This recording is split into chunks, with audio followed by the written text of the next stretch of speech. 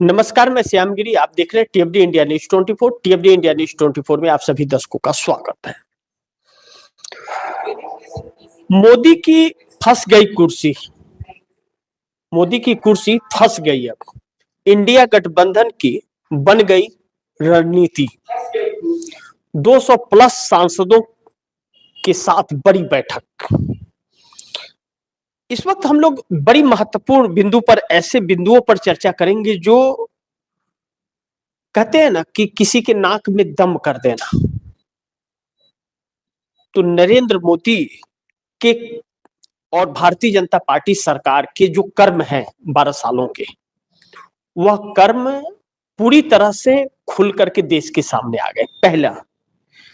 और दूसरा कि इस वक्त प्रधानमंत्री नरेंद्र मोदी पार्लियामेंट में तो आए नहीं, भाग खड़े हुए, क्योंकि पार्लियामेंट में मुंहतोड़ जवाब देने वाला खड़ा है।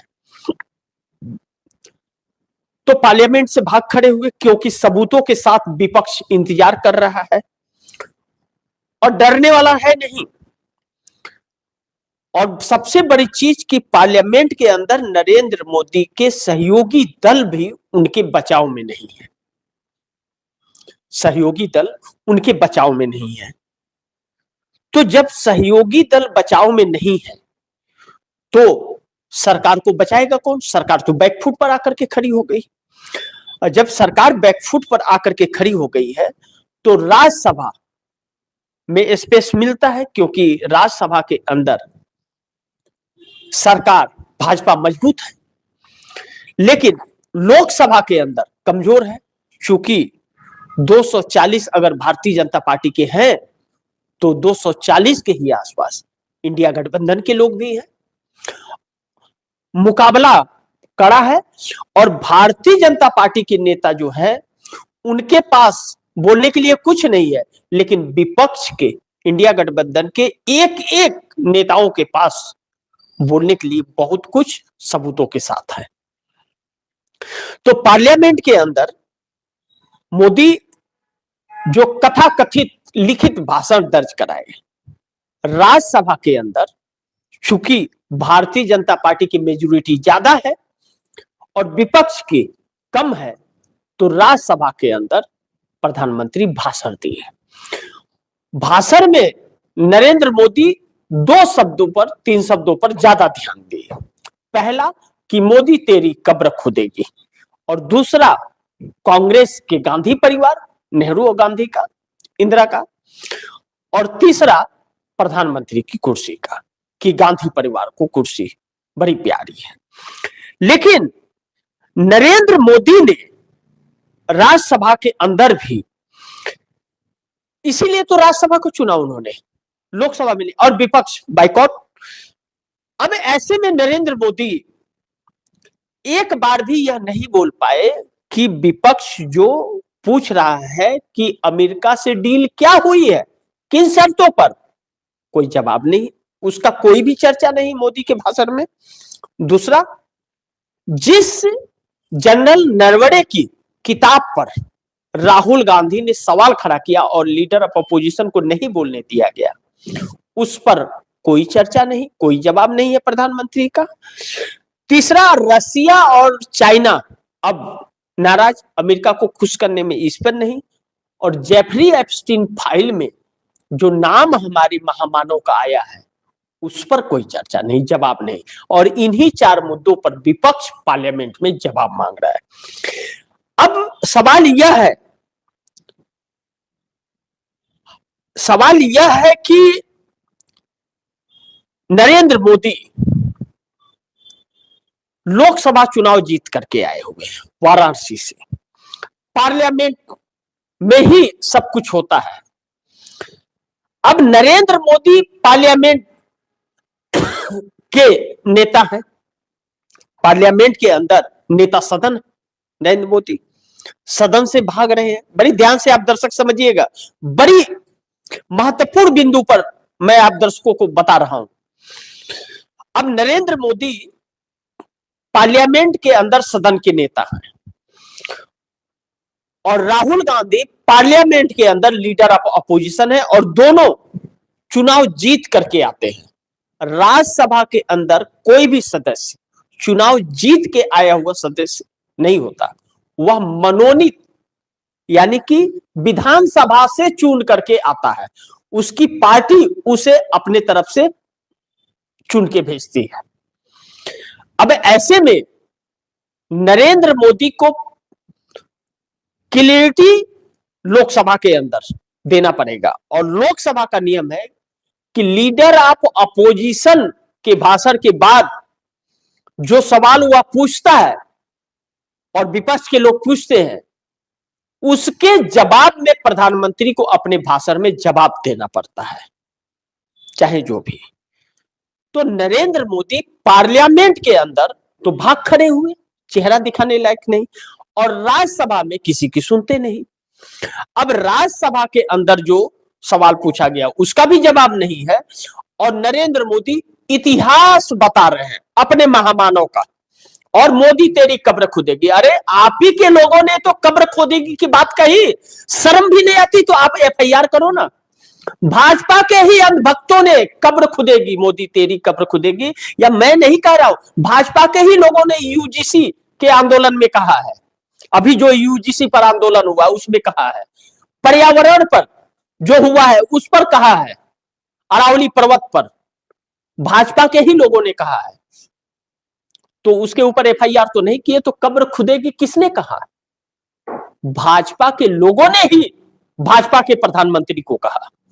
अब दूसरी चीज जो बड़ी महत्वपूर्ण है, जो 4 मुख्य सवाल उठ खड़े हुए थे, उन चारों मुख्य सवालों पर हमारे देश के प्रधानमंत्री ने कोई जवाब नहीं दिया, और बस किस चीज पर ध्यान रखा? फिर ध्यान से सुनिए, प्रधानमंत्री ने 1 घंटे के भाषण में राज्यसभा के अंदर यह ध्यान रखा, मोदी तेरी कब्र खुदेगी, यह सब कई सौ बार आ गए, और कांग्रेस का नाम कितने बार आ गया? कई सौ बार आ गया कांग्रेस का नाम, और विपक्ष जलता है सरकार से। लेकिन चुनाव आयोग को लेकर के जो सवाल उठ रहा है, इन सब किसी सवालों का जवाब नहीं देते, अपनी अभद्रता पर नहीं देते, सिर्फ घुमा करके बस वो लीपा पोती करके किसी भी मुद्दे पर, किसी भी एक भी मुद्दे पर देश का प्रधानमंत्री जवाब नहीं दिया है, और किसी मुद्दे की बात नहीं किया। गरीबों की बात करता है कि हम गरीबों के मसीहा हैं, लेकिन किस गरीब को गरीबी से निकाला है प्रधानमंत्री ने, इसकी बात नहीं की। वो कहां है? ठीक है, मैं कहता हूं कि विपक्ष की छोड़ देते हैं, हम सत्तारूढ़ दल की ही बात कर लेते हैं। नरेंद्र मोदी ने कहा था 2 करोड़ लोगों को रोजगार देंगे, नरेंद्र मोदी उसी की बात कर ले कि वह कितने करोड़ लोगों को रोजगार दिए। नरेंद्र मोदी कह ले कि 15 लाख देने की बात कहे थे, काला धन ले आकर कितने लोगों को 15 लाख दिया? कितना काला धन लाया? बल्कि जब इन्होंने काला धन लाने की बात कही थी, जितना था उसका 4 गुना स्विस बैंक में काला धन भारत का जमा हो गया है, जितना था उसका 4 गुना जमा हो गया है काला धन। तो काला धन कहां गया? नोटबंदी से आपको क्या हासिल हुआ? कौन सी आतंकवादियों के कमर टूट गए? नोटबंदी में 1000 और 500 रुपए के जितने नोट आरबीआई ने छाटे थे, 99.99% आरबीआई के पास पहुंच गया, कोई जवाब नहीं है। पीएम केयर फंड का पैसा क्या हो रहा है वह बता दे। किसानों के अच्छे दिन कहां है? किसानों की आय दुगुनी कहां हुई? कुछ भी नहीं। और मोदी से जलते हैं लोग। अरे मोदी गए भाड़ में, लोकतंत्र कहां है यह तो बताओ, संविधान की कब सुनोगे यह तो बताओ, चुनाव आयोग क्या संवैधानिक तौर पर काम कर रहा है यह तो बताओ, तुम्हारे मतलब का तुम्हें ऑफिसर क्यों चाहिए यह तो बताओ। कुछ भी नहीं है। तो अब हम लोग मुख्य मुद्दों पर आ गए। यह प्रधानमंत्री नरेंद्र मोदी ने राज्यसभा में जो कहा उस पर मैंने कह दिया। अब हम आते हैं मुख्य मुद्दों पर जो बड़ी महत्वपूर्ण है। अब प्रधानमंत्री नरेंद्र मोदी हैं, महामानव है, या तो विष्णु के अवतार हैं। अगर विष्णु के अवतार ऐसे होते हैं तो भाड़ में जाए लोग, ऐसे कहते हैं ना। अब इन्हें बहुरूपिया तो हम कह सकते हैं, पाखंडी भी कह सकते हैं। अब खुद ही मियां मिट्ठू गांव देहातों में यह बात कहते हैं, यह चीजें इनके अंदर बड़ी सूट करती है। लेकिन हम अब मुख्य मुद्दों पर उस पर चर्चा करें कि जो मुद्दा है जिसे देश जानना चाहता है। अब हकीकत यह है कि प्रधानमंत्री के चेहरे को देख करके एक बात एहसास हुआ कि वह बड़े खौफ और डरे हुए से हैं। क्यों? इसकी असलियत सच्चाई सामने आ गई है।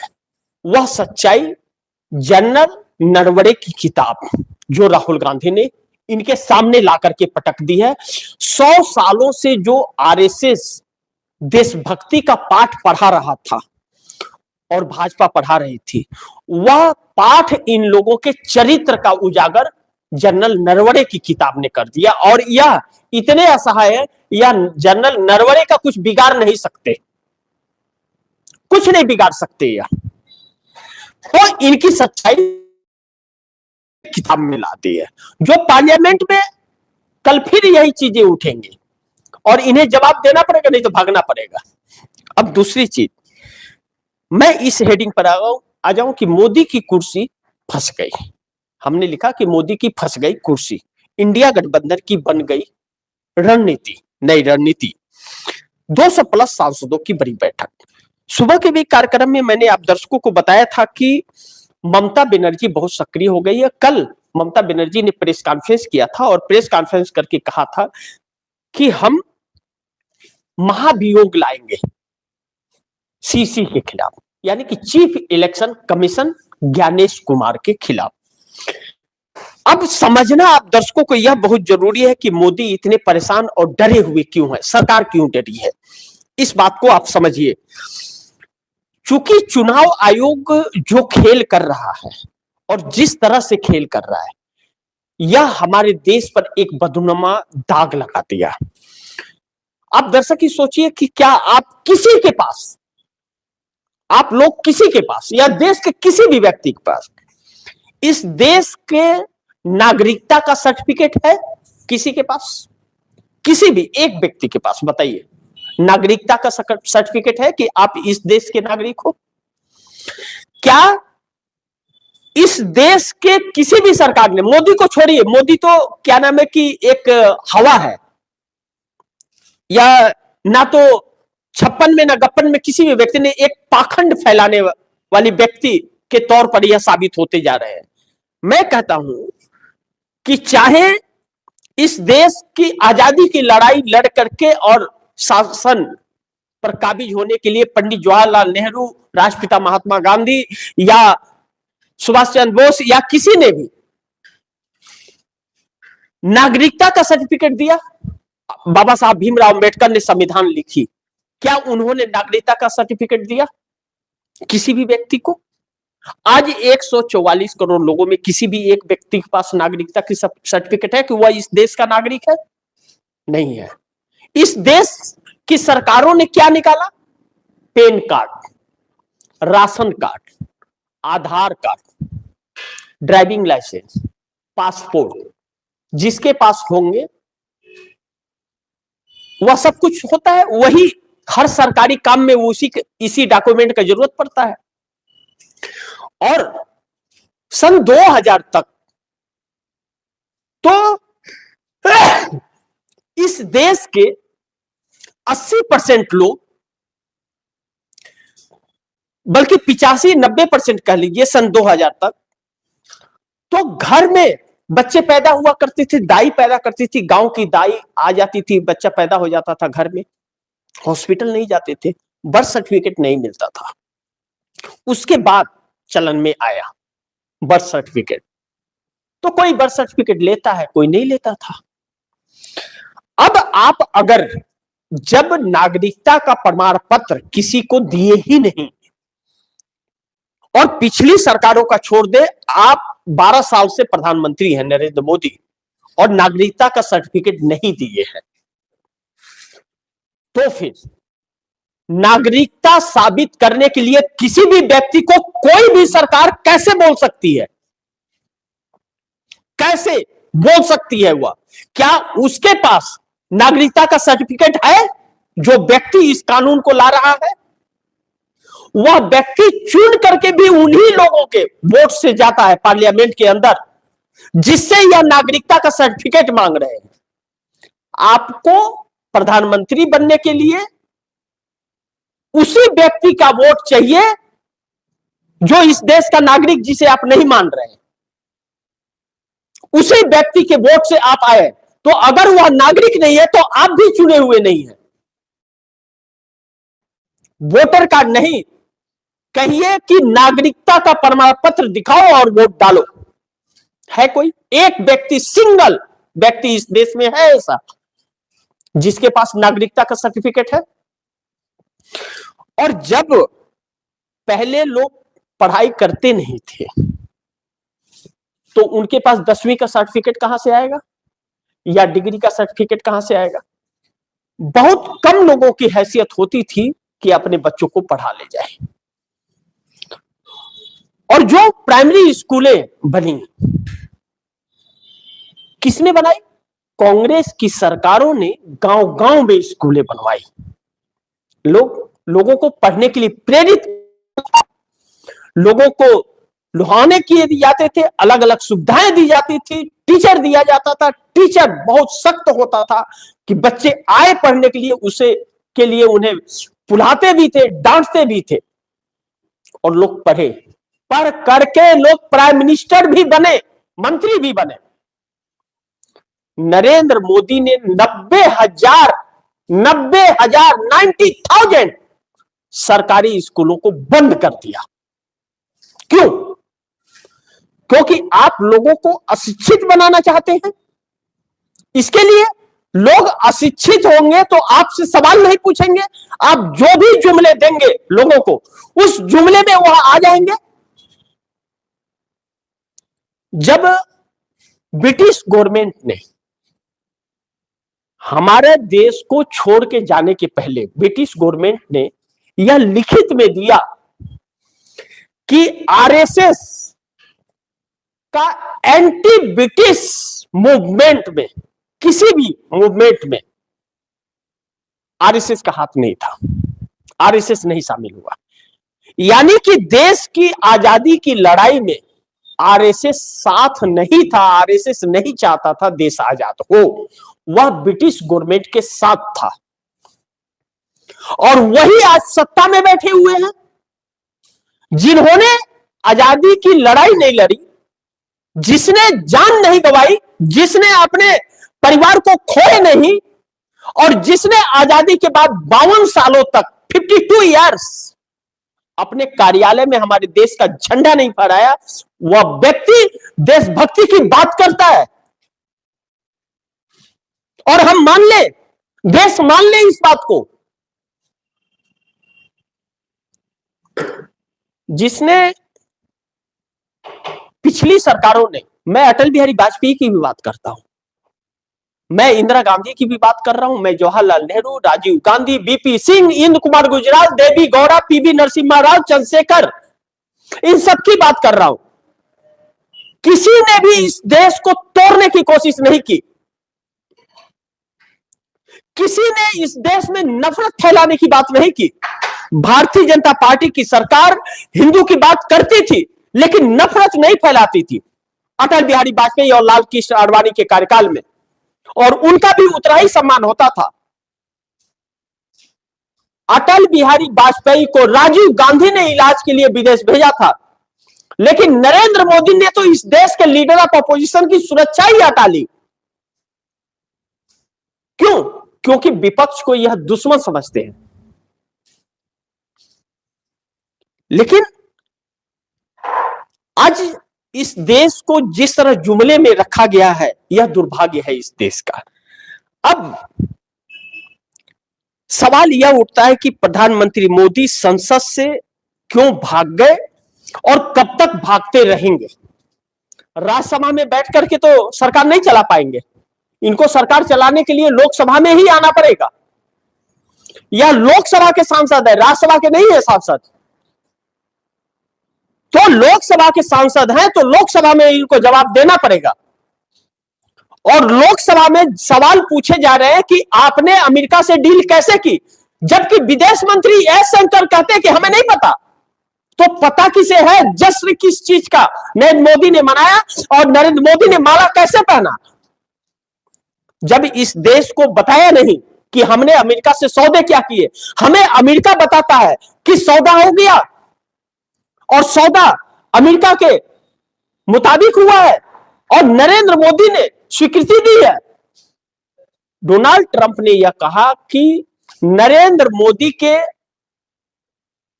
अनुरोध पर, इन्होंने अनुरोध किया फोन करके, कहा कि आप डील पक्की कर लीजिए जैसे चाहते हैं। क्यों? कौन सी मजबूरी थी कि अमेरिका के सामने आपको झुकना पड़ा, और अमेरिका के जो फूड्स है वह हमारे देश में लाने की आपने इजाजत दी, किसानों के उस हर सामान को हमारे देश में आने की इजाजत दी। क्या हमारे देश में किसान नहीं है? और आपने एक्साइज ड्यूटी से लेकर के जीएसटी हर चीज हटा दिया, जीरो कर दिया, और वह हमसे 6 गुना ज्यादा टैक्स लेगा। जो 3% टैक्स लगता था वह 18% लेगा, और आप 0% पे। अमेरिका से ज्यादा अर्थव्यवस्था है आपका। अमेरिका विश्व का इकलौता सबसे बड़ी अर्थव्यवस्था वाला देश है, और हम कहीं अता पता ही नहीं है। प्रति व्यक्ति आय बांग्लादेश और पाकिस्तान से भी कम है हमारे। तभी भी लाज शर्म नहीं है नेताओं को कि कहां से कहां देश को पहुंचा दिया। आज लगे हुए रोजगार लोगों के जा रहे हैं, किसकी नीतियों की वजह से? हमारे देश की सरकार की गलत नीतियों की वजह से। 1,80,000 से लेकर के 2 लाख तक लघु उद्योग एमएसएमई कंपनियां बंद हो गई देश में। लाखों लोगों के रोजगार चले गए। जो 2 करोड़ लोगों को रोजगार देने की बात हमारे देश का प्रधानमंत्री करता था, वह 81 करोड़ लोगों को 5 किलो फ्री अनाज के लिए भिखारी बना दिया, लेकिन रोजगार नहीं दिया। आज भी इस देश के केंद्र सरकार के अंतर्गत तकरीबन 30 लाख सरकारी पदे खाली हैं केंद्र सरकार के नेतृत्व में। रोज रिटायरमेंट भी हो रहा है, रोज रिटायरमेंट हो रहा है, वह पोस्ट खाली हो रहा है, लेकिन भर्तियां नहीं हो रही हैं। क्यों नहीं हो रही हैं? क्योंकि आरक्षण देने पड़ेंगे, और वह यह करेंगे नहीं। आरएसएस वालों को, भाजपा वालों को भर्ती कर दिया जाएगा, पता भी नहीं चलेगा किसी को, लेकिन किसी दलित, ओबीसी, एससी, एसटी को, आदिवासी और को नहीं देंगे। या मुस्लिम को अपना दुश्मन बताते हैं, वह दुश्मन है या आप, यह सरकार दुश्मन है इस देश की, जो आकर के हिंदू मुस्लिम में देश को बांट दी, जो एकजुट होकर के इस देश के साथ हंसी खुशी से हर त्योहार पर्व में गले मिलते थे, एक साथ काम धंधे करते थे। आपने नफरत फैला दिया। हिंदू मुस्लिम से डर रहा है, मुस्लिम हिंदू से डर रहा है, आपकी गलत नीतियों की वजह से। तो यह कुछ करने वाले तो है नहीं, इनकी नीति रही है। अंग्रेज कैसे इतने साल तक शासन कर लिए हमारे देश में, गुलाम बना के रखे, क्योंकि आपस में फूट डालकर वह राज करते थे, किसी को एक नहीं होने देते थे। आरएसएस उसके साथ था, क्योंकि यह नफरती था, यह अंग्रेजों के साथ था और अपना कारवां चलाता था, लेकिन देश की आजादी नहीं चाहता था। लेकिन पंडित जवाहरलाल नेहरू, लाल बहादुर शास्त्री, इंदिरा गांधी, यह लोग, सरदार पटेल, नेताजी सुभाष चंद्र बोस भी तो इसमें हुए, बाबा साहब भीमराव अंबेडकर, सबने लड़ी ना लड़ाई। कितने हैं हमारे शहीद जिनको हम अपनी प्रेरणा मानते हैं, जो हमारे सम्मान है, लेकिन उन्हें यह नहीं मानते। सत्ता हाथ लगी है तो सत्ता हाथ से न जाए, इसके लिए यह चुनाव आयोग को अपने शिकंजे में ले रहे। तो ममता बनर्जी ने चुनाव आयोग के खिलाफ हल्ला बोल दिया और पश्चिम बंगाल के अंदर, और आ गई सुप्रीम कोर्ट में। अब राहुल गांधी ने सारी गाथा इस सरकार की जो खोल दी, पोल खोल दी, और इस सरकार की पोल खोल करके एक एक कैसे कैसे चोरियां हो रही हैं, सब कुछ देश के सामने ला दिया। और देश के सामने ला दिया तो अब हर राज्यों में विपक्षी की सरकार है, जिस राज्य में, उस राज्य में उस विपक्ष के लीडर को लड़ना पड़ेगा हुआ। तो अब ममता बनर्जी का पश्चिम बंगाल में चुनाव है, तो ममता बनर्जी के वोट काटे जा रहे हैं, गलत तरीके से काटे जा रहे हैं। और चुनाव आयोग अलग अलग नियम लगा देता है। जिस एसआईआर के लिए 2 साल का वक्त चाहिए, उसे 2 महीने में करने की कोशिश कर रहा है।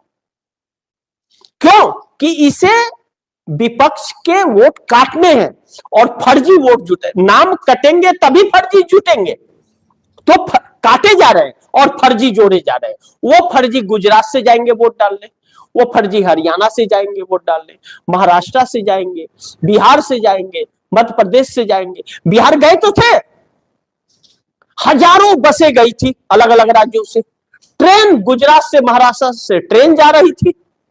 कहां से आ रहे थे पैसे? पप्पा के घर से आए थे क्या पैसे? गुजरात से आए थे क्या? चुनाव आयोग ने अपने घर से दिया था क्या? चुनाव आयोग ने रोका? एक विधायक 40 लाख रुपया खर्च कर सकता है संविधान के अनुसार और चुनाव आयोग के कानूनों के अनुसार, लेकिन 15 से 20 करोड़ लोग खर्च कर रहे हैं। चुनाव आयोग ने रोका कभी? पहले की सरकारें तो ऐसी नहीं करती थी, पहले का चुनाव आयोग तो ऐसा नहीं देता था। उसी 40 लाख में उनको काम करना पड़ता था, उस समय रेशियो और कम था। लेकिन नहीं, अब पैसे लुटाओ और विपक्ष को पकड़ लेगा, लेकिन सत्तारूढ़ दल या सहयोगी दल है तो उसके लिए छूट है। तो चुनाव आयोग फ्री एंड फेयर इलेक्शन कहां करा रहा है? यानी कि चुनाव आयोग बिका है। यह बात मैं नहीं, यह बात पूर्व सीजीआई डी.वाई. चंद्रचूड़ ने अपने जजमेंट में कहा था, जब एक कमेटी चुनाव आयोग की नियुक्ति के लिए बनाया था, कि जो जिसे प्रधानमंत्री स्वयं नियुक्त करेगा, जिस अधिकारी को, वह कभी भी प्रधानमंत्री के खिलाफ नहीं जाएगा। यानी कि उस पार्टी का, जिस पार्टी का सरकार है, उसके लिए वह काम करेगा, और कर रहा है चुनाव आयोग। यही नया भारत है क्या? इसी की कल्पना की थी लोगों ने। इतना बड़ा कर्जखोर व्यक्ति देश की सत्ता पर बैठा है कि जो 2014 में 55 लाख करोड़ रुपए का कर्ज इस देश पर था, उसे 225 लाख करोड़ रुपए बना दिया। और रुपया 58 रुपया था डॉलर के मुकाबले, तो आज 92 रुपया 91 रुपया हो गया। कभी 92 के पार हो रहा है, कभी 91 के पार हो रहा है, कभी 92 के पार, कभी 91 के पार। और शेयर मार्केट का भट्ठा बैठा दिया, देश को लुटा दिया। तो यह भर कौन रहा है? क्या मोदी भर रहे हैं या भाजपा ही भर रहे हैं? इस देश के लोग भर रहे हैं। इस देश के लोग लूट रहे हैं। बैंक लूट रहा है, डूब रहा है, तो वह इस देश के गरीबों के पैसे को लूट रहा है। और यही बड़े बड़े लोग, मंत्रियों से मिले जुले इनके रिश्तेदार, उस पैसे को खा करके बैठ जा रहे हैं, बैंक को कर्ज नहीं चुका रहे। इसके लिए बैंक कोलैप्स कर जा रहा है, डूब जा रहा है, बैंक ताला लग जा रहा है। और जो गरीब है वह धक्का खा करके अपना सर पीट रहा है कि हम अब बेटे को पढ़ाएंगे कैसे और अपनी बेटी का शादी कैसे करेंगे। शर्म है इन लोगों को, नेताओं को। लेकिन मोदी तेरी कब्र खुदेगी का गाना खुद ही गा रहे हैं। इनकी मम्मी मम्मी है कि इनके मम्मी को किसी ने गाली दे दिया, दूसरे के मम्मी को ये गाली देंगे। सोचिए, मतलब। तो रो ना रो करके चले गए। अब मुख्य चीज यह है कि इंडिया गठबंधन के 200 प्लस सांसदों की बैठक में नई रणनीति क्या है।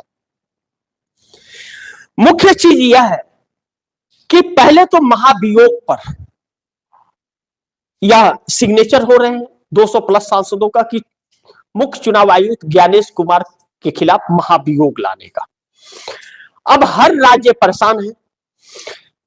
अब ऐसे में यह स्पीकर ओम बिरला के ऊपर है कि महाभियोग के इस एप्लीकेशन को वह माने या ना माने, उनकी मर्जी है।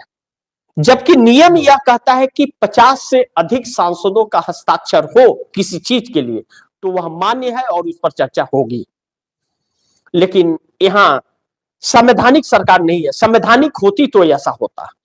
तो अब इन 200 प्लस सांसदों का जो समर्थन पत्र होगा, निवेदन पत्र होगा, वह अगर महाभियोग पर सरकार नहीं मानी और स्पीकर ओम बिरला नहीं माने तो इसी को अविश्वास प्रस्ताव पर पेश किया जाएगा कि नरेंद्र मोदी अब अपना विश्वास मत हासिल करें, साबित करें पार्लियामेंट के अंदर कि उनके पास 272 बहुमत का आंकड़ा है, जबकि एनडीए गठबंधन के पास 293 सांसद हैं। विपक्ष इंडिया गठबंधन के पास 240 के करीब है। अब 293 में सांसदों में सबसे बड़ी चीज यह है कि पहले एकनाथ शिंदे का टकराव बहुत ज्यादा है और वह भारतीय जनता पार्टी के खिलाफ चल रहे हैं, क्योंकि महाराष्ट्र बीएमसी के लिए एकनाथ शिंदे को मेयर बनाना है और 29 सीटें ही हैं, 114 चाहिए। भारतीय जनता पार्टी ने अपने मेयर प्रत्याशी का नामांकन दाखिल कर दिया है और डिप्टी मेयर का भी कर दिया है, साफ कर दिया है कि शिवसेना को नहीं दूंगा। और एकनाथ शिंदे ने भी अपने प्रत्याशी खड़ा कर दिए हैं, मेयर और डिप्टी मेयर का। ऐसे में एकनाथ शिंदे को इंडिया गठबंधन अगर सपोर्ट कर देता है तो एकनाथ शिंदे का मेयर बन जाएगा और इंडिया गठबंधन सपोर्ट करता हुआ नजर आ रहा है, उद्धव ठाकरे देते हुए नजर आ रहा है। उद्धव ठाकरे चाहते हैं शिवसेना का बने, चाहे एकनाथ शिंदे का बने और चाहे उद्धव ठाकरे का बने, शिवसेना का, भाजपा का नहीं बनना चाहिए। कांग्रेस भी यही चाहती है, क्योंकि नहीं तो बिक जाएगा महाराष्ट्र। जहां महाराष्ट्र में सरकार आई तो अडानी को धारा भी दे दिया कौड़ियों के बाद, चूंकि आरएसएस और भाजपा का घर तो भर रहा है ना, सरकार को नुकसान हो तो होते रहे, देश लूट रहा है तो लूटे ना, उससे क्या फर्क पड़ता है। चाइना को कई हजार स्क्वायर किलोमीटर की जमीन बेच दी ना इन लोगों ने, बेच दी या कब्जा करा दी, उससे लाभ क्या हुआ? कहीं ऐसा तो नहीं कि पीएम का फंड में या आरएसएस के घर में नोट आ गया, कुछ तो होगा, यूं तो कोई नहीं लुटाएगा। तो अब ऐसे में अविश्वास प्रस्ताव आता है तो एकनाथ शिंदे अपने साथ अगर बीएमसी के लिए इंडिया गठबंधन का सपोर्ट लेकर के अपना मेयर बना रहे हैं, 114 की जगह 29 सीटें हैं और बाकी के अगर इंडिया गठबंधन दे रहा है 90 सीटों का समर्थन, तो 7 सांसद लोकसभा में एकनाथ शिंदे को नहीं देना पड़ेगा क्या? इंडिया गठबंधन को देना पड़ेगा ना। नहीं देंगे तो वहां मेयर भी चला जाएगा, सरकार में भी कुछ नहीं मिल रहा है और वहां भी नहीं मिलेगा तो कहीं के नहीं रहेंगे, तो उन्हें देना पड़ेगा। यह वजह भी रहा कि अभी जो घटनाक्रम संसद में घटी है उसमें एकनाथ शिंदे के किसी भी नेता ने भाजपा के बचाव में कुछ भी नहीं बोला है। तो 7 सांसद अगर चले जाते हैं तो भारतीय जनता पार्टी की जो सरकार 293 की है वह आकर के 286 पर अटक जाएगी, 286 पर। जब 286 पर आ जाएगी तो बहुमत साबित करने के लिए वह 7 सांसद कब हो जाएंगे? 293 की जगह 286 हो जाएंगे। अब 286 का मतलब यह होगा कि 272 बहुमत का आंकड़ा है। अब चंद्रबाबू नायडू जो लगातार इस बात को कह रहे हैं कि भारतीय जनता पार्टी 10 सालों से धोखा दे रही है, और पिछले दिनों आकर के अमित शाह के मंत्रालय में बैठ करके उन्होंने कहा था, इस तरह की चर्चा थी, आधिकारिक सूचना नहीं है लेकिन चर्चा इस बात की बड़ी तेजी थी, इसका खंडन भी किसी ने नहीं किया, कि चंद्रबाबू नायडू ने कहा है कि 1 फरवरी के बजट में अगर आपने 1.5 लाख करोड़ का हमें नहीं दिया जो वादा आपने किया है तो हम समर्थन वापस ले लेंगे, विपक्ष का ऑफर हमारे पास है। नरेंद्र मोदी ने तो ठेंगा दिखा दिया 1 फरवरी को, खुद को नहीं है तो दूसरों को क्या देंगे। अब ऐसे में चंद्रबाबू नाराज है, मिला नहीं और मिलेगा भी नहीं। जब इतनी बड़ी बात उन्होंने कह दी तो नहीं मिला, तो इसका मतलब आगे भी नहीं मिलेगा और सरकार के पास है भी नहीं देने के लिए। अब ऐसे में चंद्रबाबू नायडू की नाराजगी बढ़ रही है और सरकार के बचाव में चंद्रबाबू नायडू नहीं आ रहे हैं। और दूसरा रीजन कि चंद्रबाबू नायडू जो 18% टैक्स लगाए, या अमेरिका अपने किसानों के प्रोडक्ट जो हमारे देश में डंप करेगा तो देश में माल जाएगा तो आंध्रा में भी जाएगा, रुक तो नहीं पाएंगे और उसका टैक्स लगना नहीं है।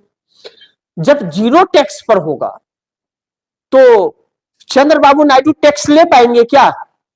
4,60,000 करोड़ रुपए के कर्ज में डूबा हुआ आंध्रा बिना टैक्स के किसी प्रोडक्ट को बेचने देगा तो वह बिक नहीं जाएगा क्या? और उसके किसान क्या करेंगे? आंध्रा के किसान क्या करेंगे? हर कीर्तन करेंगे, मोदी मोदी मोदी करेंगे। और मोदी की जैसे इजराइल में जैसे जाके नाचे थे वैसे नाचेंगे क्या? नाच के पेट भरेगा? तो वह चंद्रबाबू नायडू के विरोध में खड़े हो जाएंगे, तो चंद्रबाबू नायडू की सरकार चली जाएगी। जैसे 19 में हार गए थे वैसे 29 में हार जाएंगे। तो चंद्रबाबू नायडू परेशान है नरेंद्र मोदी से और मौके की तलाश में। अगर विपक्ष यह अविश्वास प्रस्ताव लाता है तो 16 सांसदों का अगर वोट नहीं पड़ा नरेंद्र मोदी को, तो नरेंद्र मोदी को वोट पड़ेगा 270। और चंद्रबाबू नायडू नहीं देंगे तो पवन कल्याण भी नहीं देंगे। तो नरेंद्र मोदी को अविश्वास प्रस्ताव पर 268 पड़ेगा वोट, और बहुमत का आंकड़ा 272 पर है। तो 4 वोट कम हो जाएंगे, तो 4 वोट से नरेंद्र मोदी की सरकार गिर जाएगी। नीतीश कुमार अगर नरेंद्र मोदी के साथ हैं तो नीतीश कुमार का मैंने बातें नहीं किया कि नीतीश वोट देंगे या नहीं देंगे, मैं नीतीश को मोदी के साथ जोड़ लिया, तो नरेंद्र मोदी 268 वोट पड़ेंगे। अटल बिहारी वाजपेयी की सरकार 1 वोट से चली गई थी, गिर गई थी, और नरेंद्र मोदी की सरकार 4 वोट से गिर जाएगी। ऐसे में 2 ऑप्शन, सरकार गिरते ही नीतीश के जो नेता हैं वह पलटीबाज हैं और स्वार्थी हैं। नरेंद्र मोदी की नाव जैसे डूबेगी वह तैर के पहले निकल जाएंगे, इनको डूबने छोड़ देंगे। तो ऐसे में 2 चीजें होंगी, या तो राष्ट्रपति शासन लग जाए और मध्यवर्ती चुनाव में देश चला जाए, और या फिर विपक्ष की सरकार बन जाए। लेकिन अगर मध्यवर्ती चुनाव में देश चला गया तो फिर यही सरकार आएगी और पूर्ण बहुमत से 400 पार या 500 पार से आएगी, जैसा चुनाव आयोग ने व्यवस्था किया है। और अगर सरकार दूसरी विपक्ष की बन गई तो फिर भारतीय जनता पार्टी जीवन में सत्ता में नहीं आएगी और इसके एक भी व्यक्ति चुनाव जीत नहीं पाएंगे, क्योंकि जैसे फ्री एंड फेयर इलेक्शन हुआ और चुनाव आयोग की दादागिरियां खत्म हुई, इस एसआईआर को रिजेक्ट करके जैसे ही आधार कार्ड से वोटर कार्ड को लिंक किया गया, जैसे पैन कार्ड से लिंक है, एक व्यक्ति का एक ही आधार कार्ड बन सकता है, दूसरा कार्ड नहीं बनवा सकता हो क्योंकि उसके फिंगरप्रिंट्स लगते हैं। तो भारतीय जनता पार्टी के नेताओं की जमानत जब्त होनी शुरू हो जाएगी। इस बात से इनकार नहीं कर सकते। तो अब इंडिया गठबंधन की रणनीति क्या होती है, और यह सरकार अविश्वास प्रस्ताव पर गिरती हुई नजर आ रही है। इसीलिए खौफ और डर इस सरकार के अंदर है और विपक्ष के सवालों का जवाब नहीं दे पा रही है, क्योंकि फंसी हुई है, इसकी चोरी पकड़ी गई है। अब देखते हैं कि आगे क्या होता है। जो भी होगा खबरें आप दर्शकों तक लाते रहूंगा, लेकिन आप दर्शकों की क्या राय है और क्या सुझाव है आप कमेंट में जरूर दीजिएगा। और गुजारिश करूंगा इस खबर को ज्यादा से ज्यादा शेयर करें, अपने दोस्तों को भी कहें कि आगे शेयर करें। और आपने अगर टीएफडी इंडिया न्यूज 24 को सब्सक्राइब नहीं किया है तो सब्सक्राइब कर लीजिए, अपने दोस्तों को भी कहिएगा सब्सक्राइब करें। मिलते हैं अगली खबर के साथ, तब तक के लिए नमस्कार।